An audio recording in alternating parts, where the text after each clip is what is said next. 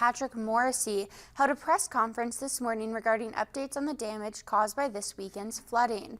He started by thanking all the first responders and volunteers who have given up their time to help out their fellow West Virginians. After his press conference yesterday, Governor Morrisey traveled to some of the affected areas in southern West Virginia. After seeing the damage firsthand, he formally requested a major disaster declaration for the state of West Virginia and has been in talks with the Trump administration about their help. High water rescues have been very important, and they believe there have been over 60 since flooding began. As of this morning, 55,909 West Virginians have had their power restored, and only 8,300 homes are still without power.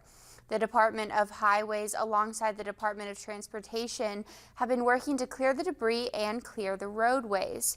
There have been road slides, washouts, high waters, and flooding across the counties, though water is receding, which is a good sign. Because of this, there are also major road closures, and you can check out the Department of Transportation's website for more information. The governor has confirmed 2 fatalities from the flooding, Donald and Debbie Griffin from McDowell County. There is another individual who has been missing for several days. A firefighter in McDowell County also died, though details have not yet been released. They mentioned to me that local citizens were helping, donating water.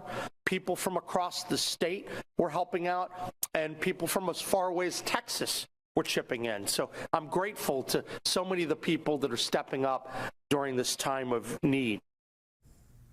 Governor Morrisey reminds West Virginians to continue to be smart and safe as the weather gets cold and some parts of the state will be receiving snow over the next few days.